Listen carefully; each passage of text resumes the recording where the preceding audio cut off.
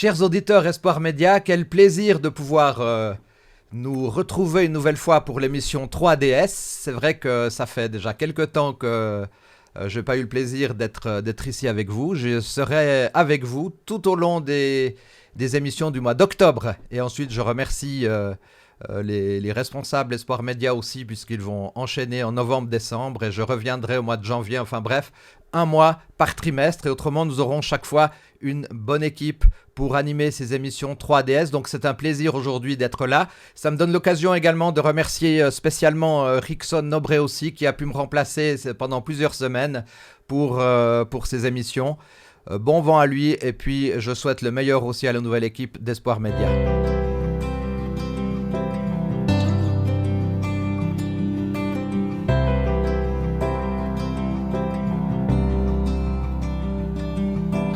Nous démarrons donc un nouveau trimestre. Aujourd'hui, c'est la première étude sur la nouvelle thématique, l'espérance à venir, la mort et la vie éternelle. Et aujourd'hui, pour cette étude numéro 1, nous avons comme thème « Rébellion dans un monde parfait ». C'est un grand plaisir d'avoir Samuel Cugna avec nous. Samuel, c'est pas la première fois que tu fais les émissions 3DS, mais ça fait toujours plaisir de t'avoir avec nous pour ces émissions. Et puis Pierre Vadimon a fait quelques fois aussi. Oui. C'est un plaisir aussi, Pierre, d'être là. Tout à l'heure, vous allez quand même dire quelques mots, surtout pour nos nouveaux auditeurs. Je rappelle également à chacune et à chacun, auditeur d'Espoir Média, que vous pouvez cliquer pour vous abonner. Ces émissions marchent bien et vous pouvez toujours vous abonner, vous recevez toutes les informations voulues. Vous voyez qu'il y a eu les nouveaux responsables, ont fait quelques changements au niveau du studio. Je crois que c'est très agréable de pouvoir vivre aussi cet aspect visuel du studio un peu transformé. Et puis, vous aurez l'occasion tout au long de l'émission, si vous ne nous fixez pas trop dans le regard, vous pourrez voir aussi à côté sur cette table, il y a des livres intéressants qui vont nous accompagner tout au long du trimestre. Et je rappelle, comme vous pouvez le voir à l'écran, au niveau technique, comment faire pour commander. Vous avez, je crois que c'est indiqué un site, et vous pourrez commander ces livres, il n'y a aucun problème, dans notre librairie en Suisse romande. Voilà, j'ai assez dit de paroles d'introduction. On va commencer notre première étude de ce nouveau trimestre par une prière. Seigneur Dieu, merci parce que tu nous donnes cette chance de pouvoir travailler ton étude, ton texte biblique, de pouvoir le prendre avec nous, de pouvoir l'intégrer, de pouvoir nous laisser accompagner par l'étude de ta parole.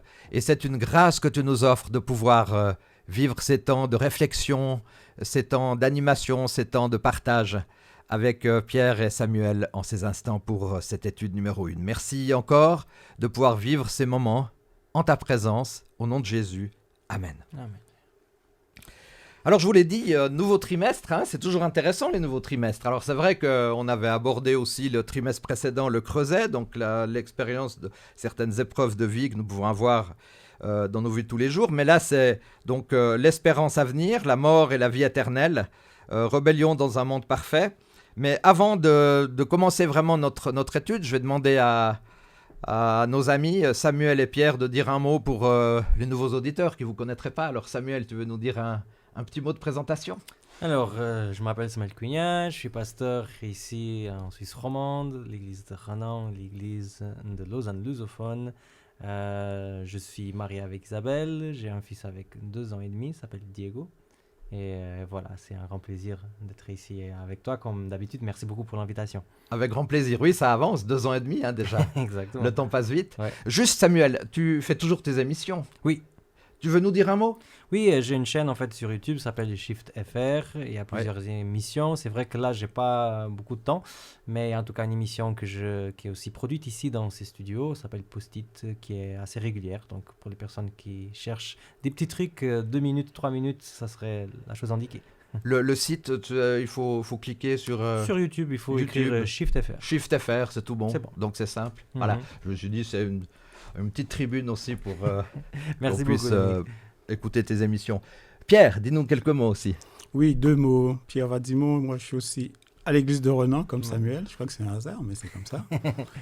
Je suis ancien à l'église de Renan et puis j'ai appris le métier d'infirmier en psychiatrie et j'exerce encore mon métier au jour le jour. Du coup, si je comprends bien, vous connaissez bien, ça veut dire que vous Bien êtes dans sûr, la même ça, église, on travaille dans la même vous, équipe. vous oui, travaillez ensemble et tout, Exactement. donc c'est sympa de se retrouver dans ces conditions. Sans hein. doute. C'est oui. vrai, ouais. Très bien. Alors j'aimerais vous poser la question aux deux, Samuel.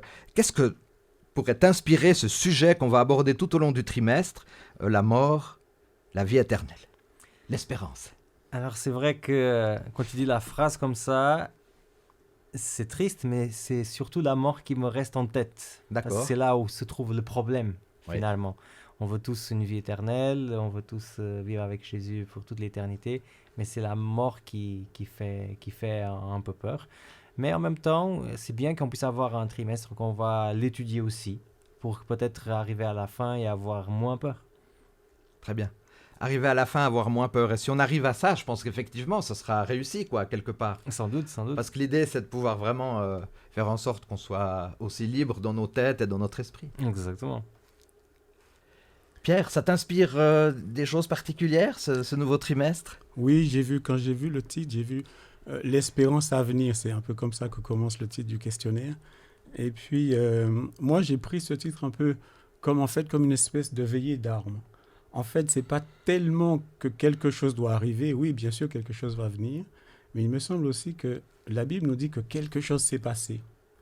Donc, l'espérance, c'est pas tant attendre quelque chose, mais vivre l'expérience de quelque chose qui s'est passé. D'accord. Et ça m'a beaucoup plu, parce qu'il me semble que quand on est dans une veillée d'armes, en fait, on ne dort pas. On est appelé à se lever. D'ailleurs, la Bible nous appelle beaucoup à nous réveiller parce qu'il s'est passé quelque chose. Et passé quelque chose parce qu'il y a eu mort, parce qu'il y a eu résurrection, parce que Dieu agit dans le monde. Mais ça me permet de dire, peut-être Samuel peut nous dire un mot là-dessus, c'est comme par rapport à ce que tu dis, le fait de dormir, c'est la mort, puis le fait de se réveiller, c'est la résurrection.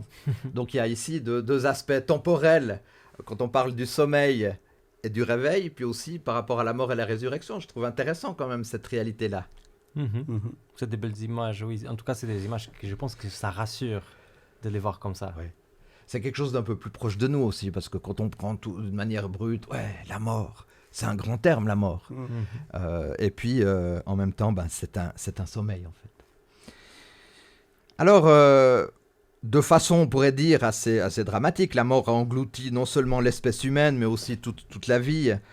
Notre monde aujourd'hui, on le voit, on a quand même un monde qui est en crise, un monde en difficulté, un monde qui est rempli de souffrances. Il y a des larmes qui coulent.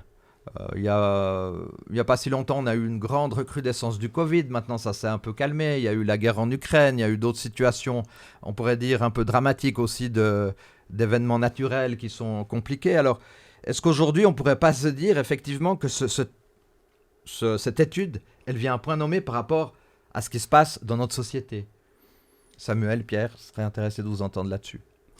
Il y a un psychiatre qui a dit, je ne me rappelle plus de son nom malheureusement, il a dit que ça fait 2000 ans que les chrétiens ont en leurs mains la solution au problème de l'humanité. Ça fait 2000 ans. Et il disait que cette solution, c'était le sermon sur la montagne. Et c'est Jésus qui a prononcé ce sermon. Et en fait, il dit que dans ce sermon, il y a, pour chaque problème que l'être humain pourrait rencontrer dans sa vie, il y a déjà le germe, la semence de la solution à ces problèmes-là. Et très souvent, on oublie, on est focalisé sur ce qui se passe maintenant, et puis tout de suite, on se tourne vers l'avenir pour demander, mais qu'est-ce qui va arriver après? D'ailleurs, on s'attend toujours au pire, en pensant qu'il n'y a pas de solution. En fait, que quelque part, si on accepte le sermon sur la montagne de Jésus comme déjà une solution à pas mal de problèmes, je crois que ça modifie déjà l'appréhension qu'on peut avoir sur le présent, et déjà aussi la perspective qu'on peut se donner pour l'avenir. C'est un petit peu ma réponse par rapport à ça. D'accord. Maintenant, dans la thématique qu'on a aujourd'hui, mort, résurrection, dans ce qui se passe dans notre société, Samuel, toi tu fais aussi pas mal d'émissions, je pense en lien avec l'actualité. Comment tu vois cette thématique liée à ce qui se passe autour de nous, dans notre environnement? Alors moi, je vais être un peu provocateur dans le sens que... Très bien. C'est un médecin, le fait qu'il connaît le corps parfaitement, ça ne fait pas qu'il a moins de douleur quand il a une maladie. C'est-à-dire que c'est pas que puisqu'on est chrétien qu'on connaît qu'est-ce qui se passe au moment de la mort, et on a des textes qu'on va étudier pendant les trimestres et qui sont assez clairs. Moi, je pense que c'est une doctrine assez claire parmi les doctrines qu'on a en tant qu'adventiste.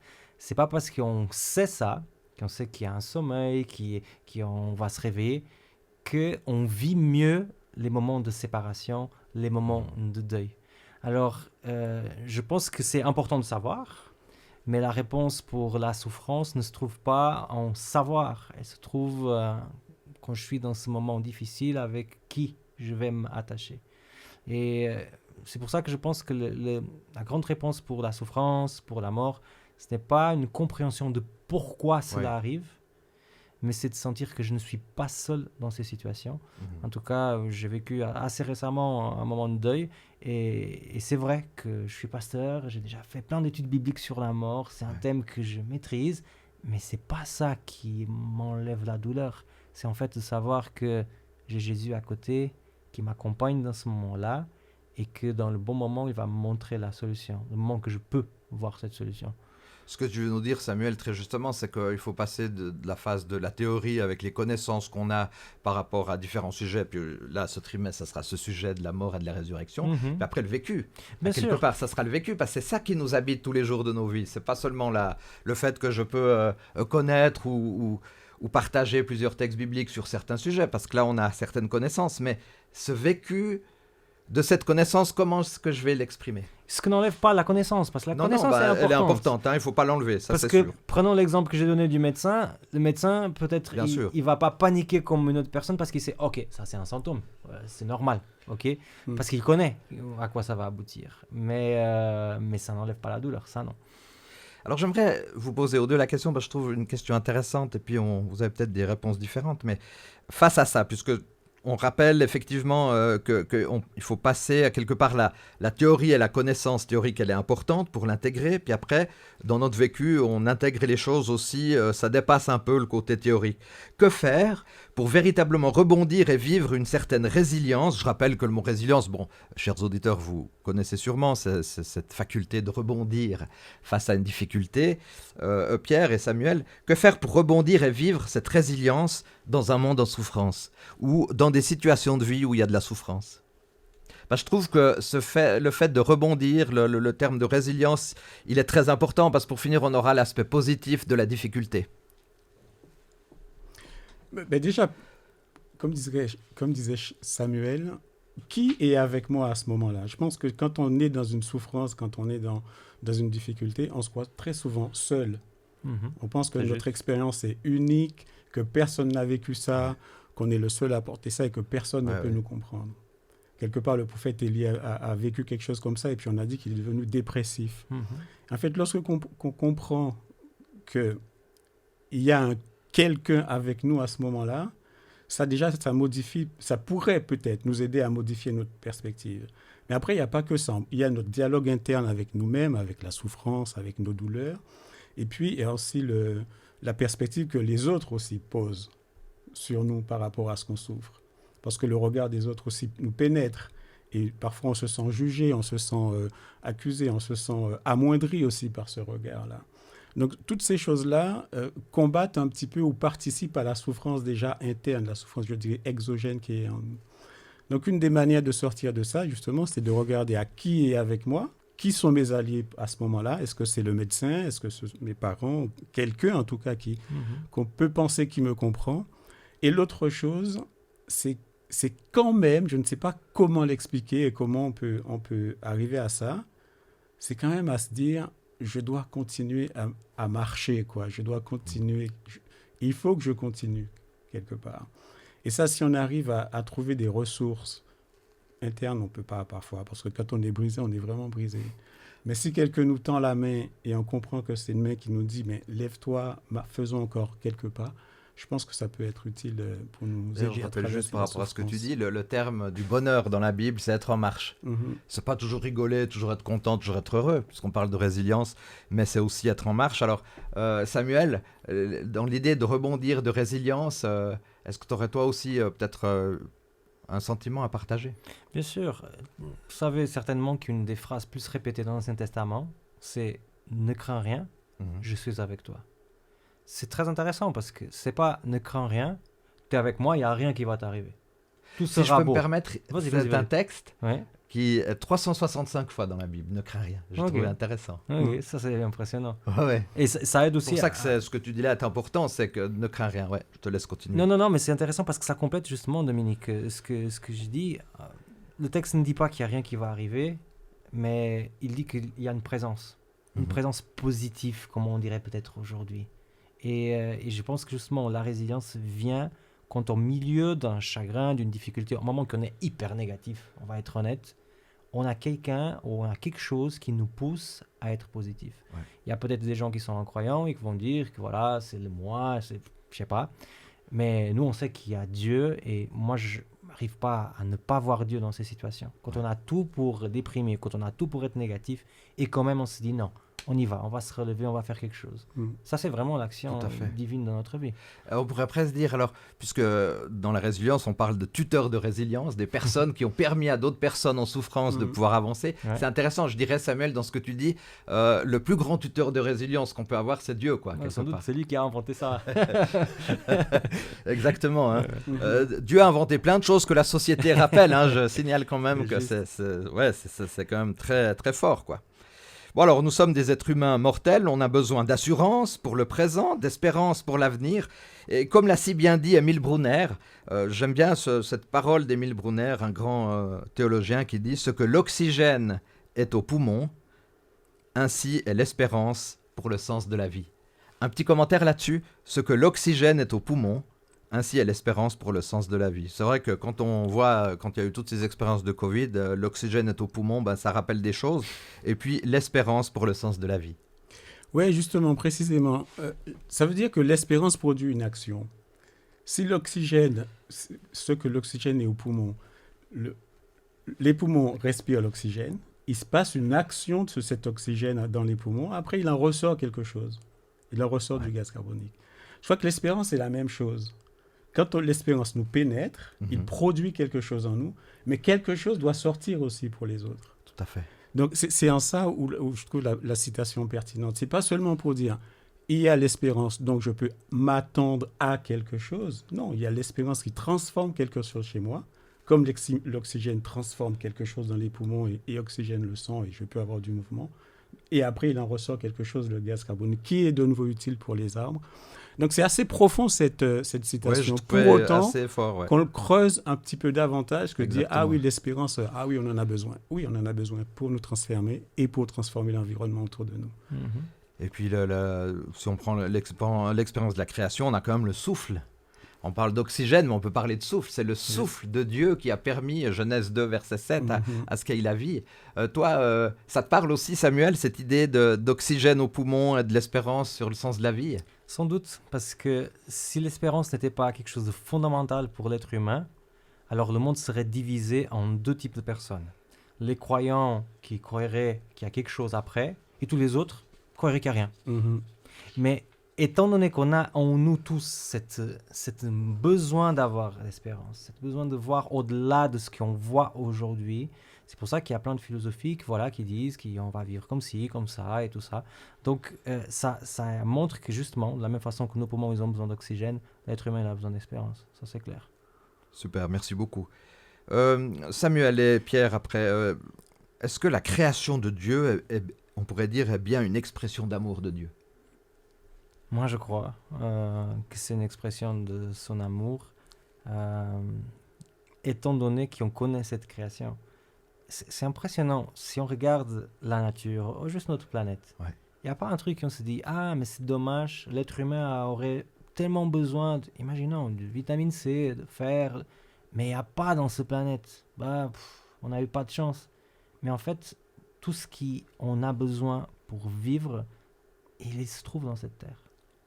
À la portée de la main presque. Donc je trouve ça impressionnant qu'on n'a pas juste été créé comme un Dieu qui aime juste créer des choses et qui garde sa création dans un placard avec la poussière. Non, Dieu nous a créés vraiment dans un endroit excellent que même après des siècles de péché continue à être très beau planète pour vivre. Merci beaucoup. Ça implique aussi à nous tous, hein, les auditeurs et nous tous, de découvrir toutes ces merveilles de la création. la création une preuve d'amour quand même, à quelque part. Hein. Moi, pour moi, c'est clair. Ouais. Tu as fait comme ça, j'ai dit, oh, qu'est-ce qu'il va dire? Ah, je me suis dit, mince, pour moi, pas du tout, j'ai cru. Mais non, au contraire. Hein, il acquiesce du chef. Ouais, mais c'est... Je trouve... Enfin, oui, là, je ne veux pas être provocateur, mais je trouve encore la création encore plus fort parfois que la croix. Jésus, déjà, à la création, il savait tout ce qui allait se passer. Il a quand même créé. C'est pas comme le paresseux qui dit, il y a un lion dehors, je ne sors pas parce que je vais me faire tuer. Lui, il a quand même créé, sachant qu'il allait... Donc, la création, c'est tellement fort par rapport à l'expression que l'amour de Dieu, par rapport à l'expression de l'amour que Dieu a pour les hommes, que je trouve ça assez extraordinaire. Dieu va pas utiliser... Dieu, en fait, va pas utiliser son omniscience pour changer le cours des événements. Il va le faire et puis il va laisser le libre arbitre. On aura l'occasion de le voir tout au long de notre trimestre. C'est ça. Nous, on est tellement on a tellement envie d'être heureux à juste titre qu'on reproche toujours qu'il y ait des épines sur les roses, sur les rosiers, peut-être qu'on en parlera tout à l'heure. Mais voilà, je trouve que la création, vraiment, c'est quelque chose... Ah ben Pierre, tu as peut-être lu dans mes pensées, Dis-nous. parce que j'allais revenir sur le point ici. Alors, c'est vrai que malheureusement, à un moment donné, la nature et la belle création voulue par Dieu, malheureusement, il y a eu un peu quelques virus. Hein, si je prends un terme moderne que tu as sûrement utilisé aussi dans tes émissions. Rappelle-nous, c'est quoi déjà? Comme ça fait la pub encore. Shift FR. Shift FR. D'accord, merci. Donc, c'est vrai que malheureusement, à un moment donné, cette nature, elle a perdu un peu de sa beauté. Les rosiers peuvent produire effectivement des roses magnifiques et parfumées, mais aussi des épines dangereuses qui peuvent blesser. On voit les nénuphars, on peut voir de la vase boueuse, mais on peut voir les belles fleurs. Un toucan peut nous impressionner par sa beauté, puis nous consterner en attaquant les nids d'autres oiseaux et en dévorant leurs petits vulnérables. Les humains qui sont capables du meilleur comme du pire. Alors, je me dis, Samuel, Pierre, pourquoi est-ce que les humains sont capables du meilleur comme du pire? Qu'est-ce qui se passe là? Est-ce que c'est le libre arbitre? Est-ce que c'est le fait que chacun, il a... Ou alors c'est des expériences qui sont tellement différentes les unes des autres? Il est quand même capable du meilleur comme du pire, hein, on est d'accord? Alors, je vais vous poser une question, les amis. Oui. Est-ce que vous avez déjà fait des choses qui sont mauvaises? Ah oui, sûrement. Ok. Le moment que vous faisiez ces choses, est-ce que vous sentez une pression spirituelle qui vous empêchait de faire ces choses? Comme une main invisible qui vous tenait, qui vous laissait pas faire ce que vous voulez. Je vous dis que toutes les personnes dans ce monde, si on leur pose la question, ils vont dire qu'ils n'ont jamais eu ça. Quand on veut faire du mal, on arrive à le faire très bien. Il n'y a rien qui va apparaître pour nous empêcher de faire du mal. Si j'avais, je sais pas, un couteau, un pistolet ici, je voulais faire quelque chose d'horrible, je peux vous assurer qu'il n'y aurait rien qui va m'empêcher la main de bouger, d'aller dans la direction de ce que je voulais. Ça, il y a une beauté et bien sûr, il y a un côté moche. La beauté, c'est que je peux affirmer sans problème que je ne suis pas un robot. Moi, je suis la personne qui décide de mes actions. Le problème, c'est que la liberté de choix, elle est dangereuse. Parce que je peux l'utiliser pour faire du bien et je peux l'utiliser pour faire du mal. Le même couteau que je peux utiliser pour couper du pain et donner aux autres, je peux utiliser exactement le même couteau pour faire du mal à quelqu'un. Donc, c'est vrai, c'est un pas que Dieu il a choisi de faire qui est dangereux. Ouais, bon, je n'ai pas le problème de le dire. Mais en même temps, Dieu peut avoir aussi la fierté d'avoir créé des créatures libres et pas des robots. En fait, tu évoques, Samuel, le libre arbitre. Ouais. Le libre arbitre est une grande preuve d'amour. Pour moi, oui. Parce que Dieu, il aurait pu aussi, Pierre, tu es d'accord? C'est une grande preuve d'amour, ce que nous dit Samuel par rapport à Dieu. Parce que si on n'avait aucune liberté d'action, qu'est-ce qu'on aurait dit sur ce Dieu-là? On aurait dit, ouais, il nous laisse emprisonner, il nous laisse rien faire.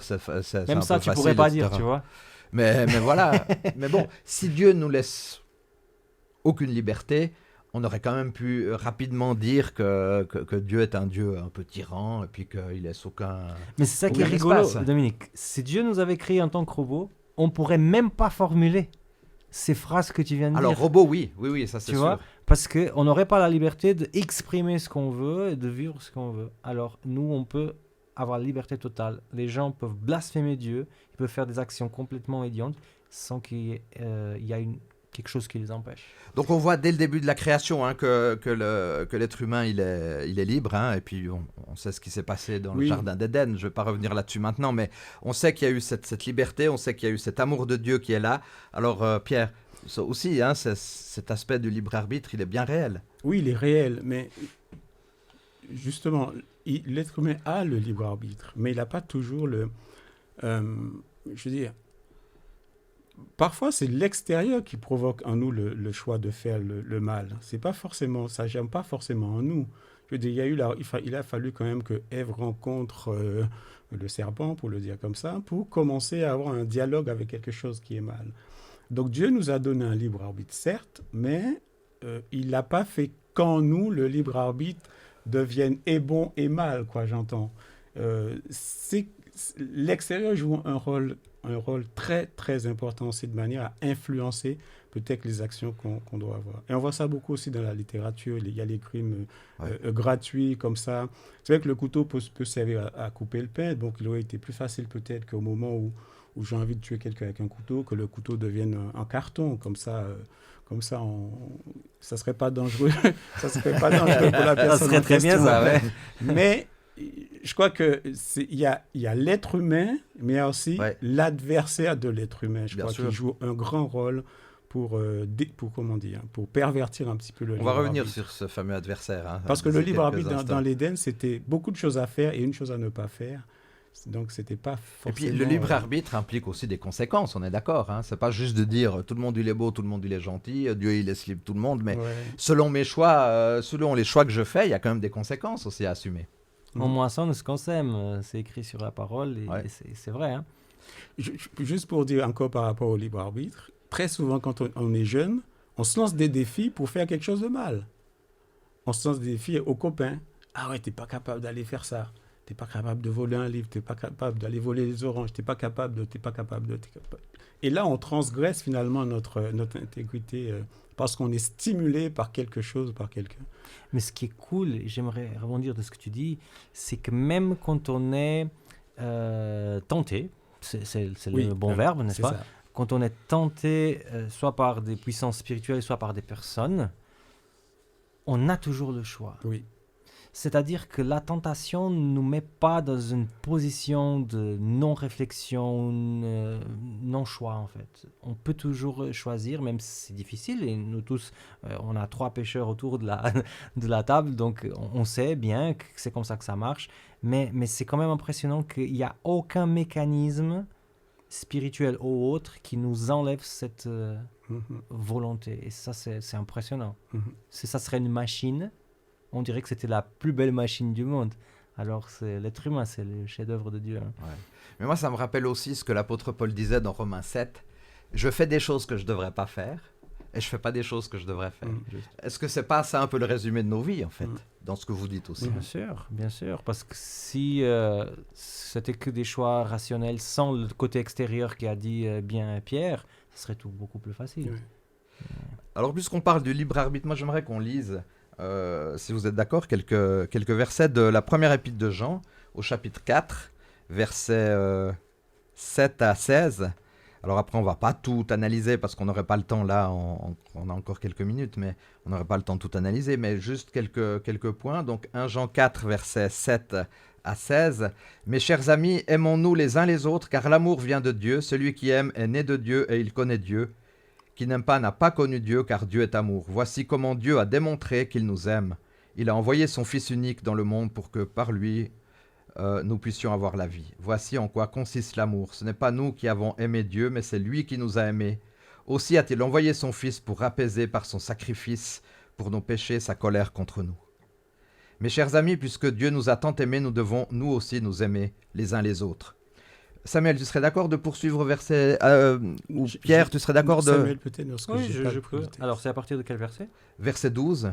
Ok, et je lis jusqu'à quel verset? Écoute, on pourrait se dire 12 à 14 et Pierre 14 à 16. Ok. 15 à 16. Personne n'a jamais vu Dieu si nous nous aimons les uns les autres. Dieu demeure en nous et son amour est accompli en nous. À ceci, nous savons que nous demeurons en lui, comme lui en nous. C'est qu'il nous a donné de son esprit.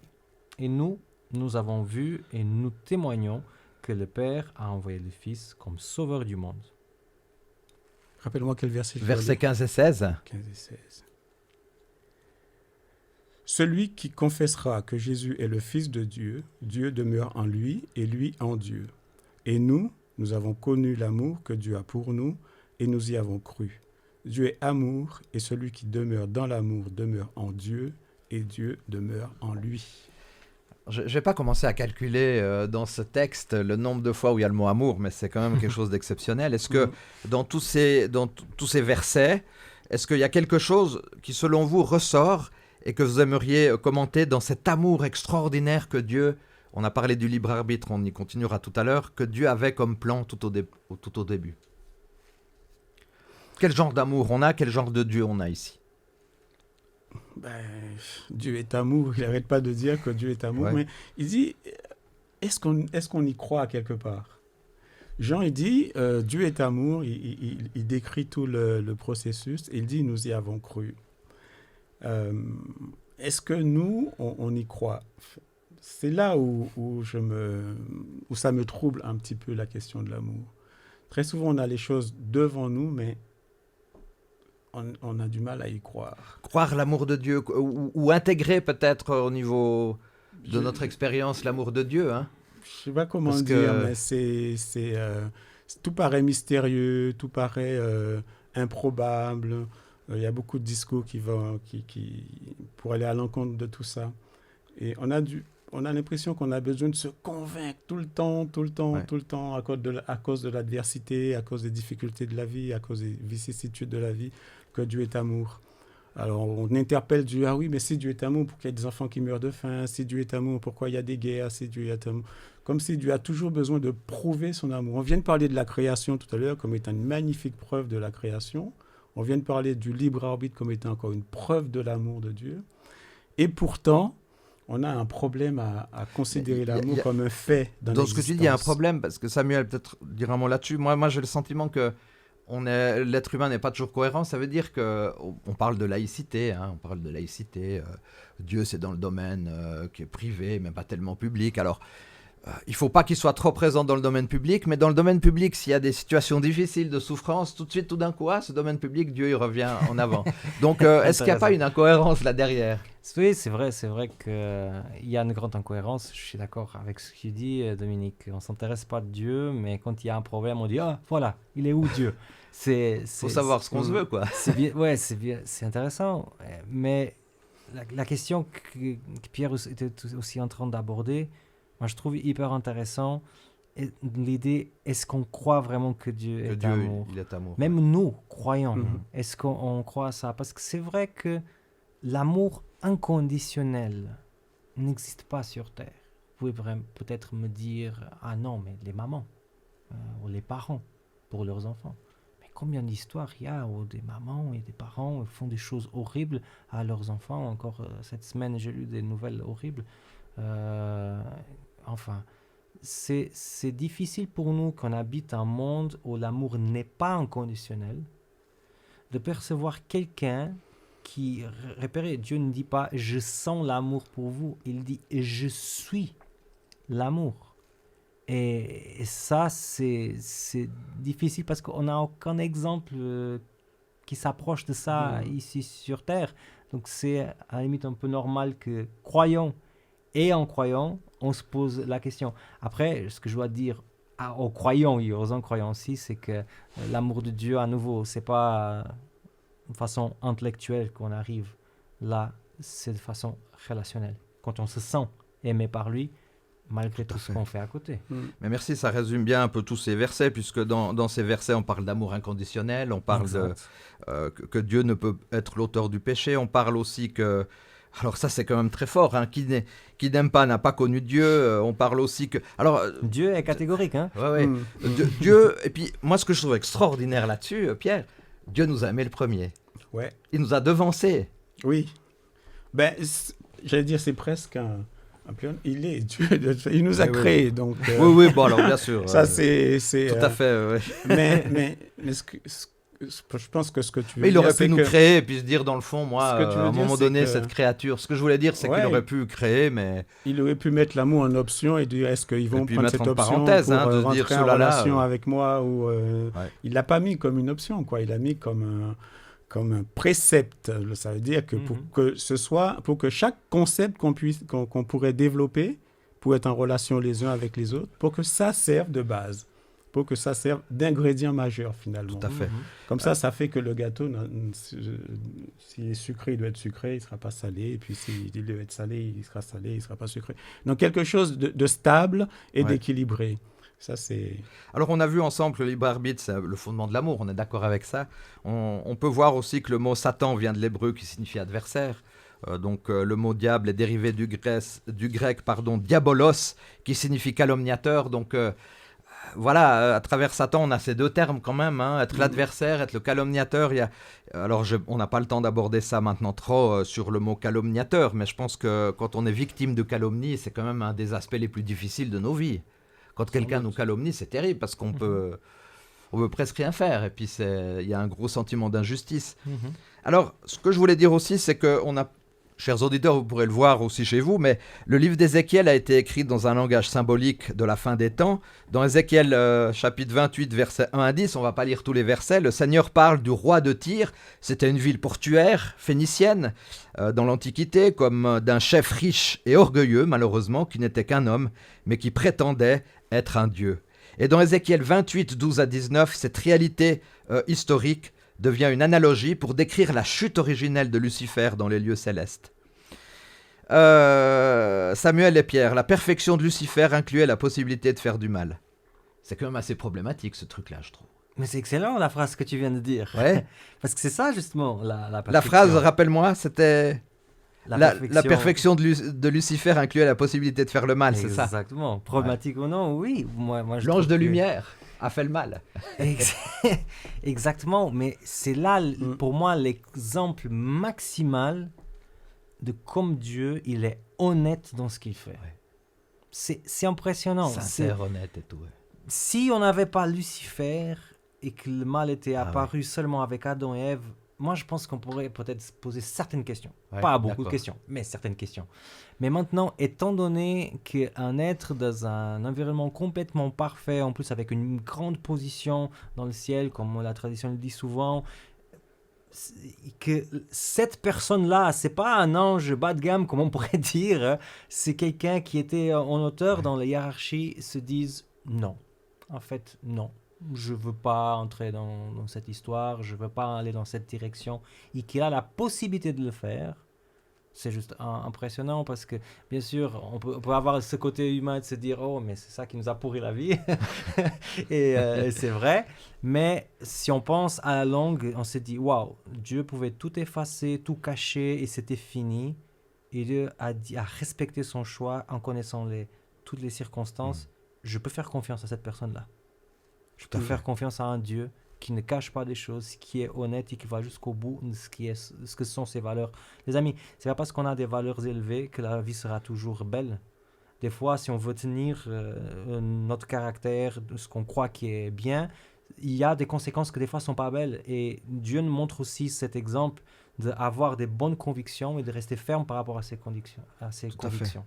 Moi, j'espère juste que quand le Christ reviendra pour nous prendre avec lui, que l'histoire va pas recommencer. Hein. C'est un débat. Si on devait lancer ce débat, moi, je suis toujours très intéressé par cette réalité. Mais il a dit que non. Hein. Je crois qu'il y a un texte il a dit que non, donc c'est bon. Moi, j'ai dit que c'est possible, mais improbable. Oui, c'est ça, ok. Parce que ce n'est plus possible. Et moi, ça reste un énorme mystère. Il y a un texte qui dit que le malheur n'arrivera pas deux fois. D'accord, bon. Alors, donc, Pierre et Samuel, vous me rassurez, vous avez répondu à mon grande interrogation, à mon grand mystère, c'est validé.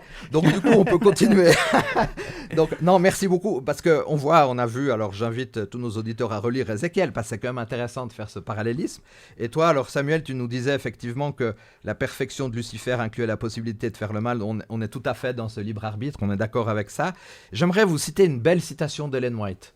Ellen White, est une personne qui a effectivement eu beaucoup de temps avec Dieu. Elle a pu partager des choses essentielles. Et là, elle nous dit, le péché est une chose mystérieuse, inexplicable. Il n'y avait aucune raison à son existence. Combien j'abonde dans cette phrase. Chercher à l'expliquer revient à chercher à lui donner une raison, et faire cela reviendrait à la justifier. Le péché est apparu dans un univers parfait, quelque chose qui fut montré comme inexcusable.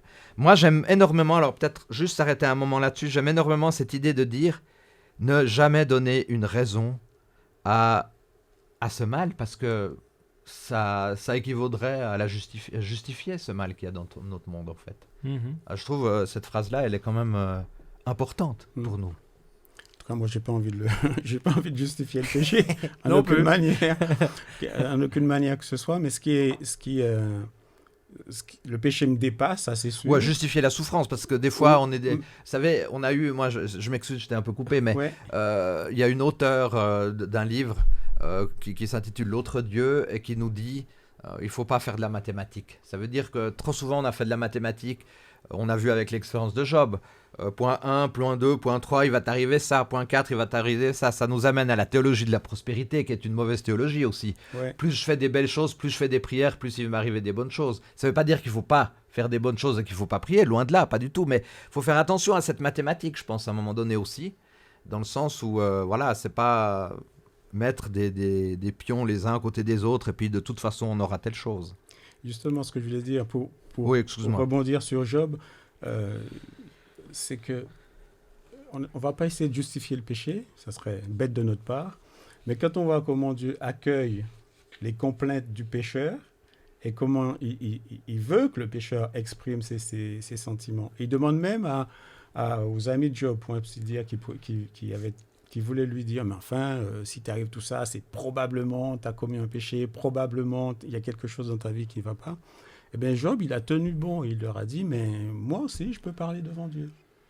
Donc, il a utilisé son libre arbitre contre ses amis pour s'exprimer devant Dieu. Ce que je veux dire, c'est que certainement pas justifier le péché, mais la manière dont Dieu invite le pécheur à venir parler avec lui, ça aussi, c'est unique aussi dans l'Évangile. Ça veut dire que Dieu ne dit pas, OK, vous avez commis le péché, maintenant... couvrez-vous la tête et puis restez comme ça jusqu'à ce que je vienne enlever le voile que le péché a mis. Mais non, il dit, mais exprimez-vous, quoi. Mais tu es d'accord, j'aimerais juste revenir une chose. Tu es d'accord, Samuel, peut-être, de dire, puisqu'on parle de ce péché, il faut faire la différence entre le péché et le pécheur. Bien sûr, il y a une grande différence. Mais très souvent, si je pose cette question, c'est qu'on fait un mélange. Oui. J'ai trouvé qu'on fait très souvent un mélange entre le péché et le pécheur, malheureusement. Parce qu'il peut avoir un mélange. Ça peut avoir un mélange. J'aimais bien une image qu'une fois j'ai entendue d'un prédicateur. Quand j'étais encore enfant, qui comparait le péché à une bombe. Ok ? Nous, on est le pécheur péché, c'est une bombe. Et Jésus nous invite à laisser tomber ça. Parce que ça, c'est pas bien, ça va exploser à un moment. Et si... on a tellement envie que cette bombe reste en nous et qu'on le met même à l'intérieur de nos habits et tout ça, oui, ça peut arriver à un moment qu'on ne voit plus la différence entre une chose et l'autre. Mais ça, c'est un stade très, très lointain, à mon avis. Moi, je pense que Dieu a toujours bien fait cette distinction. Et surtout, il veut qu'on laisse le péché, qu'on laisse qu'il puisse s'en occuper de ça. Qu'est-ce qui fait que Lucifer, il a chuté, en fait ? Alors, pour citer Ellen White, je ne vais pas essayer de justifier. Non. Qu'est-ce qui l'a amené peut-être à ça, quoi ? Alors, c'est certainement un sentiment qui est apparu dans le cœur, ça c'est clair. Est-ce que c'est peut-être l'orgueil, la jalousie, tout ça ? Alors, mélangé. Moi, je pense qu'il y a un mélange des deux, c'est clair. Surtout avec la description qu'Ézéchiel fait du roi de Tyr. Ouais. C'est un peu ça qui sort, donc quelqu'un qui ne voit pas de limite. Voilà, et qui veut toujours aller au-dessus des autres. Ouais, une ambition démesurée, vraiment, ouais. On est d'accord avec ça, Pierre, aussi ? Oui, moi je pense que l'orgueil renvoie souvent à la domination. Et lui, Lucifer était déjà dans une position où il était le chef des anges, c'est lui qui chantait le mieux, etc. Donc il était dans une position, pas de domination dans le mauvais sens du terme, mais d'être au-dessus de... Et puis, mais il ne s'est pas contenté d'être au-dessus de déjà ça. Je ne sais pas quelle marche il s'est inventé dans sa tête qu'il pouvait encore gravir pour arriver jusqu'à Dieu et prendre la place de Dieu. C'est en Alors, ça, je trouve que l'orgueil est là, on vraiment à est combattre. obligé un peu d'avancer, mais c'est passionnant. Moi, j'aimerais encore être des heures là. C'est avec dommage, vous. j'avais quelque chose à dire. Non, mais vas-y alors. Non, non. J'essaie de Vas-y, faire vas-y rapidement. seulement. Vas-y. La jalousie, elle va à main avec la convoitise. Avec la Et quand on convoitise. voit les 10 commandements, il semble un peu... Quand on arrive à la fin des 10 commandements, il y a cette histoire de convoitise, on se dit, ok, il y a des mâles plus grands dans le monde que la convoitise. Mais en fait, la convoitise, c'est un bonheur. Et c'est ce qui arrive avec Lucifer. Mhm. Lucifer a une place de honneur gigantesque au Ouais. ciel, mais ces sentiments qu'il a certainement alimentés dans son cœur sont en train de tuer son bonheur. Mm. Il est plus content avec ce qu'il vit et il est en train de regarder ce qui est pas lui, Tout en à fait. fait. Donc, c'est pas anodin que ça, c'est dans les 10 commandements, et c'est pas anodin qu'en tant que chrétien, on devrait vraiment surveiller jalousie, convoitise, parce que ça fait qu'on arrive plus à apprécier les choses qui sont autour. Voilà, c'est ça que j'aimerais quand Mais même dire. c'est très intéressant parce que ça nous amène à la suite, puis gentiment, on doit arriver à la fin. Mais ce que tu nous dis est intéressant, c'est que je pense que l'orgueil, la convoitise, la jalousie, tout ça, ça va de pair à quelque part un petit peu. Hein. Mhm. On convoite des choses parce qu'on a envie d'être supérieur aux autres. Et puis si je suis supérieur aux autres, ben, c'est que je suis dans l'orgueil. Dans la Bible, par exemple, le terme Babylone, on se rappelle l'expérience de la tour de Babel aussi. J'ai envie. Moi, ça me rappelle furieusement aussi Lucifer, la tour de Babel. Quand même, j'ai toujours envie d'être supérieur, d'être toujours plus haut que tout le C'est monde. juste, ouais. Et je pense que d'une manière très simple, on peut aussi vite tomber dans un certain orgueil aussi, de dire ah, je rends gloire à Dieu de ne pas être comme les autres. Hein. Ça me rappelle une parole entre le publicain et puis le Pharisien. pharisien, merci beaucoup. Donc, cette idée d'orgueil. Donc, on peut voir aussi, alors j'ai rappelé tout à l'heure, maintenant la tour de Babel, on pourrait voir aussi à un moment donné à Babylone aussi, le roi Nebuchadnezzar qui voulait absolument, suite au rêve que Daniel a eu, être la tête d'or et puis dominer tout le monde. Dans Proverbe 16, verset 18, il est dit « L'orgueil précède le désastre ». Et un des plus grands péchés, c'est quand même l'orgueil, on est d'accord, vous l'avez dit vous-même. Mhm. Ça, on n'est pas conscient de ça, que l'orgueil Ouais. produit un désastre, très souvent, je crois. Parce que quand je disais tout à l'heure l'orgueil, très souvent l'orgueil nous met dans une position de vouloir dominer l'autre, et dominer l'autre, c'est le maintenir dans une position qui n'est pas la sienne, mais à cause de notre égoïsme finalement.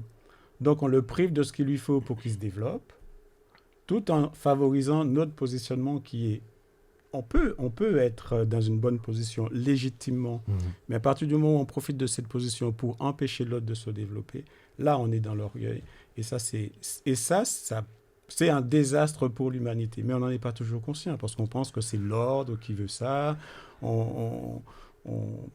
Alors qu'en fait, c'est un pouvoir excessif. Puis qu'on peut-être des fois exerce. par peur de trop se rabaisser, parce que se rabaisser, c'est pas bon. Moi, je dirais même que trop se rabaisser, ça peut être aussi une forme d'orgueil, mais en même temps, on est, comme tu dis, on n'est pas conscient. On n'est pas Oui, conscient qu'on tombe peut-être d'une frontière à une autre. C'est ça pour moi le plus grand problème. Moi, je dirais pas que c'est un péché plus grand que les autres parce que je crois personnellement que tous les péchés sont pareils. Mais l'orgueil a cette caractéristique d'aveugler le pécheur. Et étant donné que le péché, c'est un problème dont Jésus est la solution, si je suis orgueilleux, j'ai pas besoin de solution. Ouais, Donc c'est ça le danger, parce que si j'ai tué quelqu'un, la culpabilité d'avoir tué quelqu'un, c'est tellement grand que je cherche une solution, je cherche un sauveur. Donc l'orgueilleux, il n'a pas besoin. Donc c'est ça qui est problématique quand tu as ça, c'est que tu vas créer un environnement où Jésus n'a pas sa place. Merci beaucoup de toutes ces réflexions qui sont tout à fait passionnantes. Alors c'est vrai qu'en terminant, j'aimerais simplement dire aussi que dans Apocalypse 12, il y a une grande guerre qui éclate au ciel entre Lucifer et ses anges et Christ et ses anges. C'est pas en 30 secondes qu'on va analyser ça. Je pense que vous l'aurez compris. Lucifer, appelé le grand dragon, l'accusateur des frères, ça on a vu déjà tout à l'heure. Jésus lui-même dans Apocalypse 12, verset 7, peut être considéré comme Michael, qui est comme Dieu. Alors j'aimerais peut-être juste terminer par ce texte d'1 Pierre 5, verset 8, « Votre adversaire, le diable, rôde comme un lion rugissant, cherchant qui dévorer. » Alors, comment prendre ce texte en terminant? Alors moi j'aimerais vous donner une image. Ouais, volontiers. Je sais pas si après dans la post-production on peut mettre quelque chose qui va aider à l'image à fonctionner mieux. Mais en fait, je pense que nous tous on a déjà joué à ce jeu de cartes Uno. Et dans le Uno, on a cette carte noire que tout le monde aime avoir, c'est le 4+. Si on a un 4+, quand on le pose, la personne va avoir 4+. Si on jouait les trois ensemble ici, Uno, et si j'ai une 4+, et si j'ai une possibilité de mettre cette 4+, pour que Pierre ne gagne pas le jeu, bah, je vais la mettre. Ça, c'est clair. Je vais pas dire, oh non, pauvre Pierre, je vais pas le donner un 4+. C'est juste un jeu de société. Et je suis capable de faire ça. Vous pensez que Satan, au milieu d'une guerre, s'il y a une opportunité de nous faire du mal, il va pas le faire? Des fois, on agit comme si Satan était un peu en temps partiel. Donc, que dans cette guerre, il n'était pas vraiment engagé. Mais en fait, c'est un être puissant, complètement engagé pour nous détruire, complètement engagé dans son travail, le meilleur professionnel que cette terre ait la vue. On ne doit pas le donner plus d'ampleur, plus de place, et ne pas le donner une place qui n'est pas la sienne. Mais c'est clair que dans la vie du chrétien, cette image du lion qui est autour et qui cherche tout le temps un moment pour nous faire quelque chose, elle est bien réelle. Elle est réelle, et c'est pour ça qu'on a besoin de Michael, hein, on pourrait dire. On a besoin du Christ, qui est là pour être supérieur à cet adversaire. C'est vrai qu'il nous attaque, il est toujours là, mais d'ouvrir notre cœur à la présence de ce sauveur qui est capable d'être plus fort. Oui. Et il faut résister à ça, parce qu'en fait, ce qu'il fait, c'est qu'on a dit qu'il était le calomniateur, ça veut dire qu'en fait, il salit mon honneur. Il m'apporte rien de bon quelque part. Ça, c'est juste. Donc, c'est ça, il est adversaire, il est adversaire contre moi-même. Il m'empêche de devenir celui que je dois être. Parce qu'il me calomnie, parce qu'il me salit, parce qu'il salit mon honneur. Donc, j'ai d'autant plus de raisons de le refuser. Mais comme tu as dit, il le fait de manière très féroce, quoi, comme un lion qui rugit, parce que c'est un adversaire redoutable. Et c'est pour ça qu'on a besoin, comme je l'ai dit tout à l'heure, ce sauveur qui est là, Jésus-Christ, qui est déjà présent dans le livre de la Genèse en filigrane, pour nous offrir cet appui dans les moments difficiles. Voilà, j'aurais bien voulu continuer encore, mais j'ai vu que l'heure tourne malheureusement. Mais en tout cas, cher Pierre, cher Samuel, un grand merci. Chers auditeurs, j'aimerais vous dire aussi une très bonne nouvelle, puisque aujourd'hui c'est l'étude 1, mais dans 15 jours, nous allons retrouver Samuel et Pierre. Et puis encore 15 jours après, on va aussi vous retrouver. Donc on a abordé ensemble l'étude numéro 1, puis dans 15 jours l'étude numéro 3, puis dans 15 jours l'étude numéro 5. Donc ça fait vraiment plaisir, on a une bonne équipe et on avance ensemble. Je vous rappelle, chers auditeurs, que la semaine prochaine, nous aurons 2 autres invités pour l'étude numéro 2. On va terminer, Samuel, par une prière. Oui. Notre Père, notre Dieu, merci beaucoup parce que tu es un Dieu d'amour, Seigneur. Merci beaucoup parce que tu trouves que chacune des personnes ici sur Terre sont dignes de cet amour. Et merci beaucoup, Seigneur, parce que dans la création, dans notre vie et même dans le futur, il y aura toujours des marques et des preuves de cet amour-là. Aide-nous vraiment à vivre une relation forte avec toi, Seigneur, qu'on puisse te faire confiance au milieu de cette guerre spirituelle qui se passe avec l'adversaire. Continue avec nous et aide-nous dans cette étude aussi, chaque personne qui regarde 3DS, qui puisse vraiment se plonger dans ta parole et apprendre des belles choses avec toi. C'est ce que je demande au nom de Jésus. Amen, Seigneur. Amen. Amen. Merci encore Pierre et Samuel, à tout bientôt pour une autre étude. Merci chers auditeurs de nous avoir suivis et je vous dis à la semaine prochaine. Bye bye.